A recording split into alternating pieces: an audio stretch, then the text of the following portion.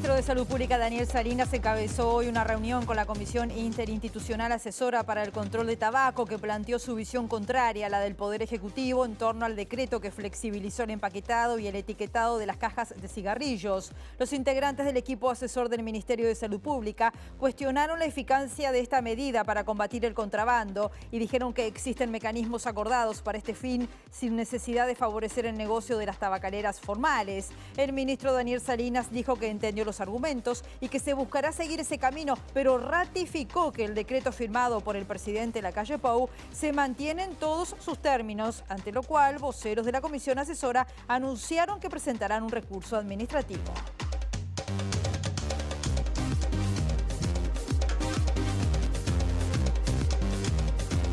¿Qué tal? ¿Cómo están? Bienvenidas, bienvenidos a MBD Noticias. Comenzamos el informativo desde Montevideo con 21 grados a esta hora y según Inumet, el resto de la jornada va a seguir con un cielo algo nuboso a nuboso, con neblinas y banco de nieblas. Estamos viendo algunas de las cámaras del Centro de Gestión de Movilidad. Por ejemplo, Mariano Soler entre Pablo Ehrlich y Huáscar hay un corte total hasta las 17 horas. O en Juan Victorica entre Alberto Subiera Warch y Osvaldo Martínez hay un corte por saneamiento hasta las 17:30 horas.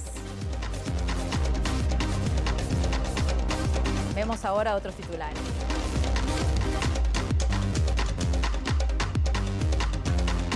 La justicia uruguaya envió información a Panamá sobre cuentas bancarias personales de Mutio y Sicurel por el caso Odebrecht. Autoridades de secundaria impiden la ocupación de liceos, piden cédula para ir al baño y amenazan a voceros del movimiento estudiantil con sanciones. El Sindicato Médico del Uruguay calificó de grave la falta de psiquiatras en el Hospital Vilar de Bo y ACE convocó a una reunión para el lunes.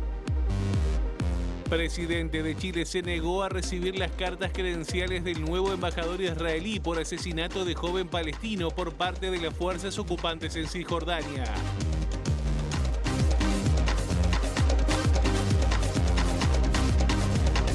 Como decíamos en la portada, la Comisión para implementar el protocolo para eliminar el comercio ilícito de consumo de tabaco está evaluando la posibilidad de iniciar acciones legales contra el decreto que flexibiliza aspectos vinculados al empaquetado y etiquetado neutro de cigarrillos. Esta mañana se reunió la comisión con autoridades del Ministerio de Salud Pública, cuyo titular, Daniel Salinas, confirmó que el decreto se mantiene. Se están evaluando las acciones legales, seguro va a haber alguna acción legal. Lo que se va a ver qué tipo de acción legal es la necesaria. Se violentaron algunas normativas, hay una prohibición, por ejemplo, de publicidad, promoción y patrocinio, se está evaluando hasta dónde está afectando esa normativa. Uruguay ratificó el convenio marco por una ley, o sea, ya hay una ley que avala el convenio marco. Todas esas consideraciones son las que se están haciendo en estos días y el lunes ya es el plazo límite para presentarlo. Así que estamos esperando tener un documento el lunes a la mañana para presentar. Vimos un ministro preocupado por el contrabando, lo mismo que ya se ha argumentado en otras oportunidades.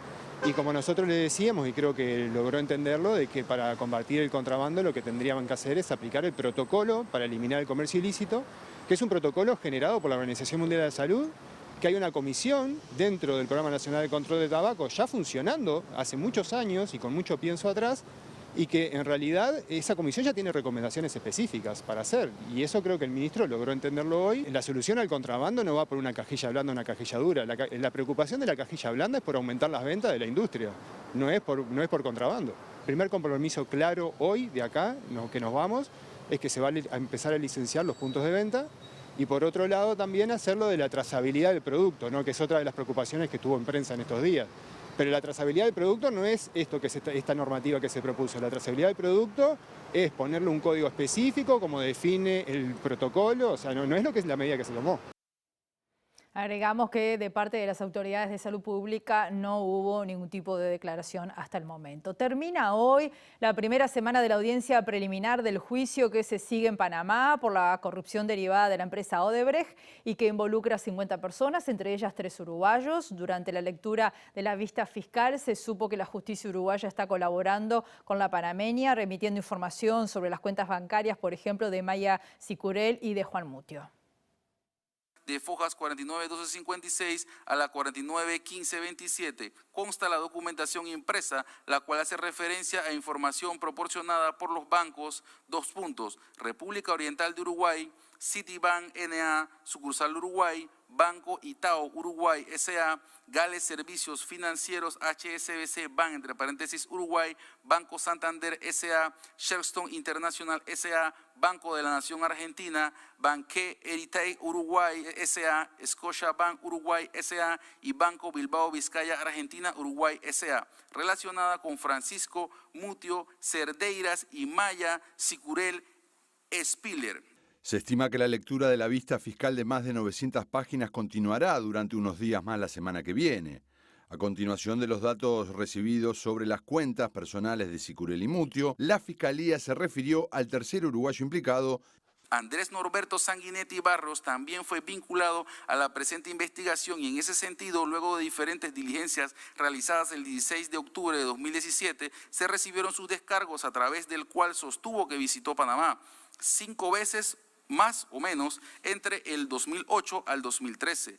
Al ser requerido sobre el tema en específico de la República de Panamá, indicó que recibía la solicitud de Odebrecht para solventar la necesidad de referenciar un cliente que necesitaba una cuenta, razón por la cual viajaba un gestor, lo conocía y presentaba la solicitud de apertura de cuenta y hacía todos los trámites que fueran necesarios, así como justificar el origen de la transacción que permitía la entrada de los fondos a su cuenta. La Institución Nacional de Derechos Humanos aceptó en su registro el Centro de Estudios de Derechos Humanos del Uruguay, que incluye organizaciones de defensa de militares presos por delitos cometidos durante la dictadura. El director Wilder Tyler, que votó en contra de esta iniciativa, dijo esta mañana a MBD Noticias que hay límites que no deben ser traspasados y que no puede ser reconocida por la institución una organización de estas características. Yo lo que digo en ese voto es que sí existen límites, además de esa vocación pluralista, hay límites que no deben ser traspasados. Y uno de los límites que a mi juicio no debe ser traspasado es aquel que de alguna manera marca la línea entre el socavar o no socavar la vigencia y la integridad de los derechos humanos. Si usted alberga o tiene entre sus afiliados entidades que niegan lo que fue el terrorismo de Estado, ¿verdad? Como puede ser, alguna vez habrán leído, no sé, esta publicación, El Soldado, del Centro Militar, que aparentemente es parte de esta nueva institución. O usted lanza una campaña proponiendo que las personas que están presas por crímenes de lesa humanidad, o sea, que han sido condenadas por los peores crímenes que se han cometido en nuestro país, son presos políticos y deben ser dejados en libertad, yo creo que se ha traspasado esa barrera en la que en realidad, por supuesto que pueden decir y hablar y expresarse de esa manera al amparo de su libertad de expresión como debe ser, pero eso no los califica para incorporarse a la institución. Vamos a otros temas. Viviana Núñez, que es integrante del Zonal Aguada del PIT-CNT, aseguró que el paro general de ayer fue contra el modelo desigual y apuntó que hay mucha gente que la está pasando mal y que no está llegando a fin de mes. El paro es contra el modelo desigual, ya lo decía Marcelo, ¿no? Hay mucha gente que la está pasando mal, no solamente los trabajadores y las trabajadoras que perdemos salario, la inflación se dispara, el poder de compra ya no es el mismo. El dinero no nos da para llegar a fin de mes. Eso es una realidad y el gobierno lo único que quiere es ocultarlo. Y basta solamente con salir y hablar con la gente para que te diga que se les complica todos los meses para llegar a fin de mes. Y ayer justamente yo estaba hablando con una vecina y la vecina me decía, yo no soy sindicalizada, pero decidí parar, ¿no? Y bueno, y ahí empezó, y bueno, ¿por qué decidió parar? ¿Qué es lo que le lleva a usted en realidad a querer parar en este paro puntualmente? Me dice, mija, la plata no me da, me dice. Agata que lleva a pagar la luz y el agua todos los meses. Y bueno, yo creo que en realidad la preocupación de la gente es que no está llegando a fin de mes. Ahí hay una realidad. Recibimos ahora el primer móvil del mediodía, es el caso de nuestro periodista Mauricio Pérez. Buen mediodía, Mauricio, ¿cómo estás? Bienvenido, adelante. Buen mediodía, Rosina. Nosotros nos encontramos aquí en la sede de la ANEP del CODICEN, donde se están presentando los datos del monitor licial, el monitor de evaluación licial, donde están los principales datos de matrícula en 2022 y de promoción con relación al 2021. De algunos de los principales datos que se están manejando en esta presentación indican que el incremento de la matrícula en los liceos oficiales de todo el país. Esto indica que en los liceos oficiales hay unos 223.000 estudiantes, pero el incremento de la matrícula se vincula particularmente con lo que sucede en bachillerato y con los planes específicos para jóvenes y adultos que están cursando el fin del bachillerato, y que eso implicó un incremento de 3.427 alumnos. Por el contrario, en ciclo básico se produjo una reducción de unos 1.700 alumnos en los liceos públicos de todo el país. También se están presentando datos sobre la desvinculación interanual, que es lo que está en este momento sucediendo, que refiere a que en el periodo 2021-2022 la desvinculación en ciclo básico alcanzó el 5,4%, mientras que en cuarto y quinto de liceo la desvinculación llegó al 12,6%. También hay datos significativos en materias de promoción de ciclo básico y también de bachillerato, donde se está indicando que la promoción en ciclo básico, es decir, primero, segundo y tercero, alcanza al 84,3%. Esto teniendo en cuenta el cambio en la normativa que refiere al tema de la promoción y la adaptación de los reglamentos en esa etapa, que refiere a 4 materias pendientes para garantizar la promoción. En 2020 ese número alcanzó a 6 materias pendientes, cuando con anterioridad se refería a 3 materias. En ese caso específico, la promoción igualmente estaría aumentando 2 puntos porcentuales si se tuviera en cuenta lo que era la reglamentación anterior que se definía en la ANEP para definir la promoción de los estudiantes en el ciclo básico. También otro dato significativo que se está dando y que se está presentando refiere a que la culminación del bachillerato en el año 2021 alcanzó al 58,7%, es decir, casi el 60% de los alumnos de bachillerato lograron pasar el año. También se van a presentar datos sobre las principales materias que son superadas, es decir, las materias que tienen mayor promoción en los distintos ámbitos educativos. Al final de esta conferencia que está sucediendo en este momento, las autoridades del CODICEN, así como las autoridades de secundaria, van a estar presentando los principales datos, van a dar notas, vamos a tener la palabra de las principales autoridades de secundaria sobre lo que representan estos datos para la educación secundaria del país. Así que, Rosina, estaremos ampliando, en todo caso, si se da para el horario del informativo del mediodía, estaremos con las palabras de las autoridades de la educación, o de lo contrario estaremos ampliando en la edición central de MBD Noticias. Muy bien, muchas gracias, Mauricio. Les contamos que el Frente Amplio está analizando la citación al Parlamento de las autoridades de Cancillería por la contratación del empresario José Ramiro Reyes Segade para desempeñar tareas en la Embajada de Uruguay en Argentina. José Reyes Segade fue designado como ministro del Servicio Exterior grado 06 a fines de julio de 2022 y días después fue impuesto como encargado de negocios de la Embajada de Uruguay en Argentina. Su nombramiento generó polémica, ya que fue procesado en octubre de 2002 por un delito de contrabando. Según informó el portal argentino La Política Online, Reyes Segade figura como propietario de la empresa Soluciones Pop SRL, dedicada a la importación. Reyes Segade es amigo personal del presidente Luis Lacalle Pou y su designación respondió a los vínculos con el sector empresarial argentino, ya que desde hace años vive en la República Argentina, según informó el semanario Búsqueda. En este sentido, el senador Daniel Cayani del Frente Amplio cuestionó la alta cantidad de designaciones políticas en la sede diplomática uruguaya en Buenos Aires, que incluye al embajador Carlos Enciso y a los ministros José Curbelo, Daniel Rognoni y Reyes Segade.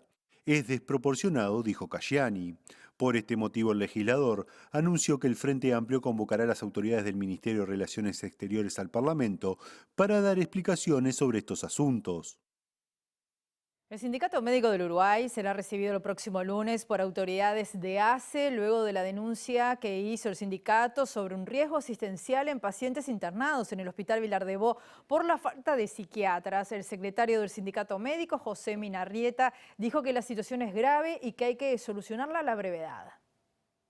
El Comité Ejecutivo del Sindicato Médico del Uruguay recibió un informe de integrantes del núcleo de base del Hospital Vilar de Bo que denuncia que en los últimos 2 meses se agravó la situación de ese centro de salud por la falta de psiquiatras, lo que implica riesgo asistencial para los pacientes de ese hospital.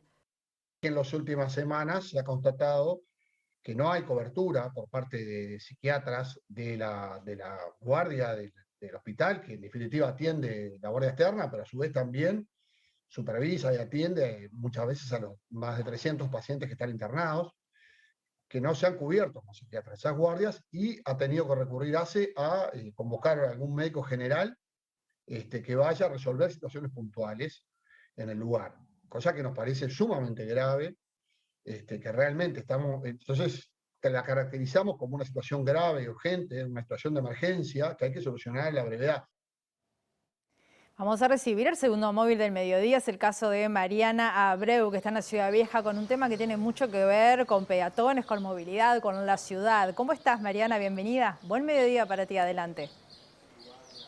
Así es, buen mediodía, Rosina, el saludo para todos. Muy lindo día para disfrutar del aire libre, y de esto se trata esta iniciativa sobre la que vamos a conversar, que se llama Parking Day, que se realiza en diferentes ciudades del mundo y que aquí en Montevideo está convocada por el colectivo Ciudad Abierta. Es un colectivo dedicado a temas de urbanismo, de ciudad, de movilidad, y se trata básicamente de comprar espacios o alquilar espacios dedicados a estacionamiento tarifado y darle otros fines. Vamos a conversar con Luciana Machado del colectivo para que nos explique un poquito más. Luciana, gracias por recibirnos. ¿De qué se trata este Parking Day y qué es lo que se quiere generar con esta movida?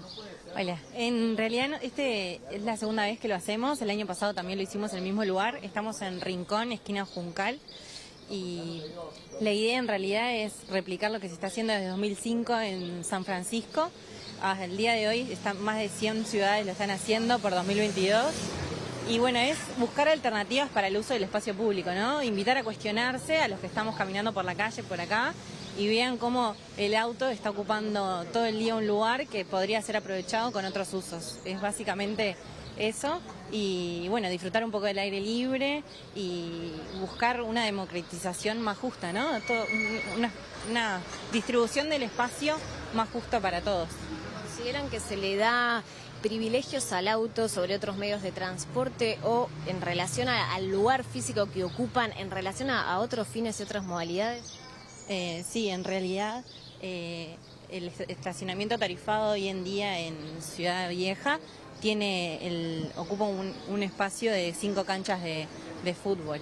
Entonces hay que como un poco cuestionarse qué estamos haciendo con nuestro espacio en la ciudad, y sin duda que el auto tiene un rol privilegiado hoy en día en la ciudad, y hay que como que invertir un poco la pirámide y darle más espacio al peatón y otras modalidades de transporte, ¿no? Transporte público, la bicicleta, el peatón sin duda.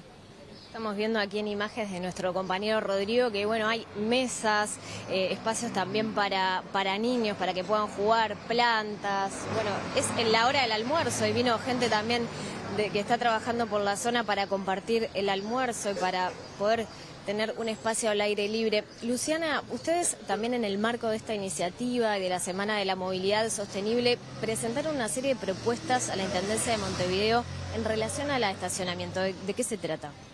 Sí, nosotros hicimos una propuesta para la Intendencia en donde lo que planteamos como problemática es el estacionamiento, ¿no? Hoy en día está, en los últimos más o menos 20, 15 años, el estacionamiento está siendo, está por debajo del 7%, ¿no? Está siendo, yo entiendo que no es barato, pero está siendo muy accesible, y eso lo que hace es potenciar el uso del vehículo privado sobre otros usos. Entonces, nosotros planteamos 3 propuestas, una propuesta con 3 soluciones. Una es generar como estos espacios,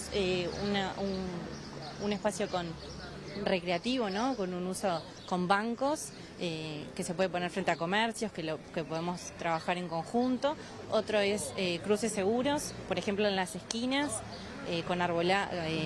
con volardos, para generar un cruce como para todos, niños y ancianos y todo el mundo se sienta seguro a la hora de cruzar, algo tan básico. Y después, si no, el plantado de vegetación, porque hoy en día vemos en la ciudad que están plantando muchos árboles, que está perfecto y es muy beneficioso para todos, pero estaría bueno capaz no quitar espacio en las aceras y sí hacerlo en las calles, como un poco equilibrar el espacio para que no sea acotado a las personas y beneficiario para los autos, y bueno, para hacerlo más equitativo, es eso en realidad. Muy bien, bueno, queda tiempo para acercarse aquí a Rincón y Juncal, en donde se está desarrollando el Parking Day. Muchas gracias, Mariana. Les contamos, entre tanto, que el presidente Luis Lacalle Pou y el expresidente José Mujica lideran la lista de los 10 políticos más conocidos y con mayor nivel de simpatía en la sociedad.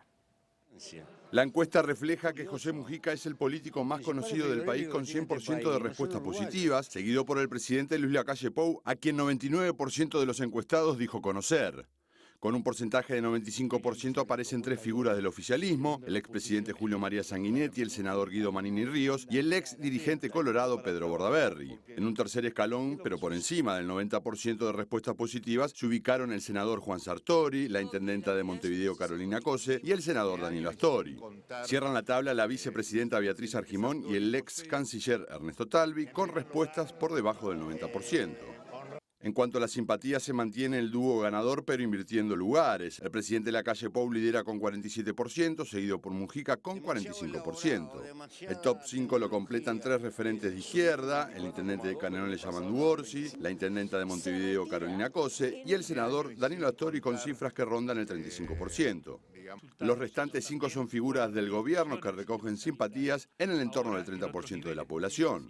Se trata del ministro de Salud Pública Daniel Salinas, el secretario de Presidencia Álvaro Delgado, la ministra de Economía Susana Arbeleche, la vicepresidenta Beatriz Argimón y Julio María Sanguinetti. Hacemos una pausa que va a ser muy breve, volvemos enseguida.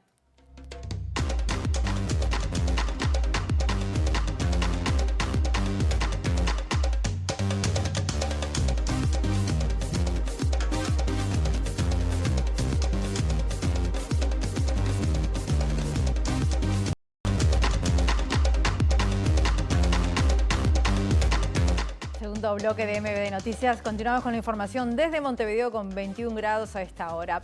Y les contamos que en otra jornada de movilizaciones en los liceos de Montevideo, los estudiantes del Instituto Dámaso Antonio Larrañaga y del Héctor Miranda intentaron ocupar los centros, pero fueron frenados por las direcciones que actúan bajo la supervisión de las autoridades de secundaria. En el Dámaso, la inspección de Montevideo se reunió con una delegación estudiantil acompañados por docentes, pero no se lograron avances.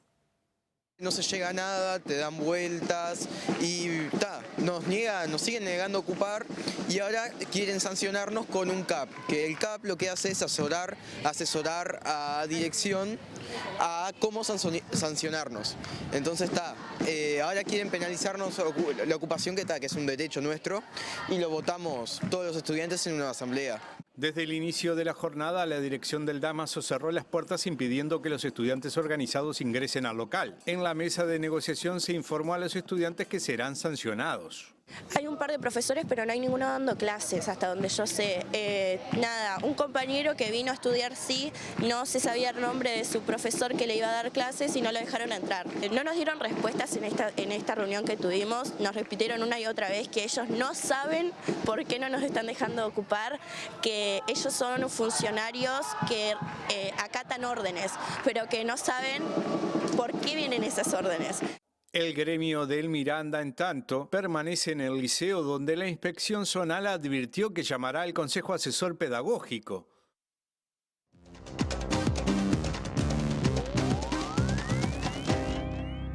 El presidente de Chile, Gabriel Boric, se negó a recibir las cartas credenciales del nuevo embajador de Israel. Esto a raíz del asesinato de un adolescente de 16 años por parte del ejército de Israel en los territorios ocupados de Cisjordania.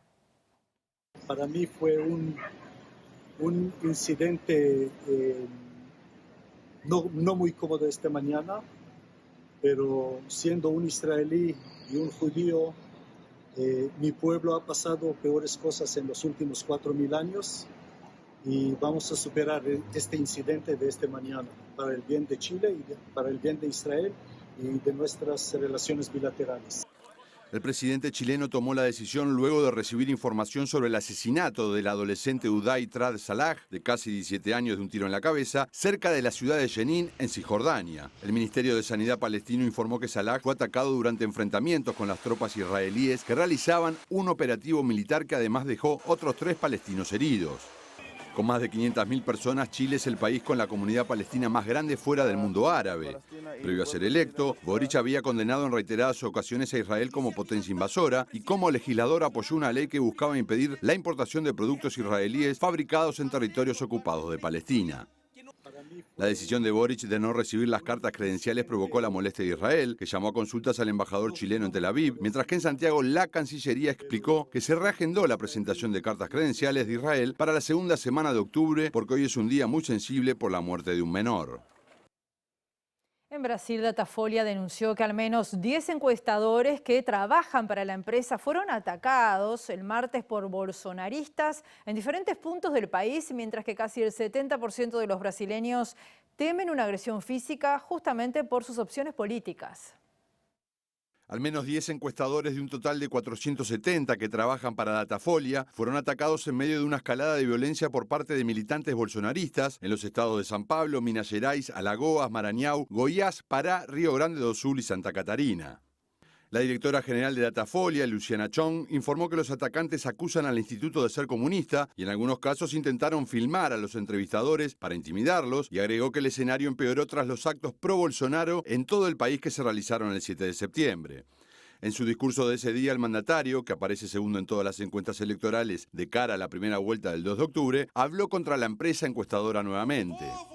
La directora de investigación de Datafolha, Renata Nunes César, expresó que le preocupa la escalada de violencia y pidió darse cuenta de que la situación está empeorando, al punto de que otro sondeo publicado por la empresa revela que el 70% de la población teme ser atacada por sus convicciones políticas.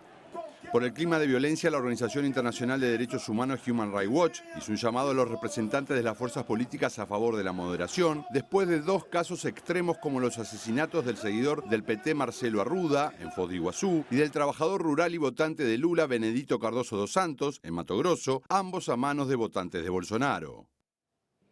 Nos despedimos, los esperamos como siempre en nuestra edición central a las 19 horas. Que pasen muy bien.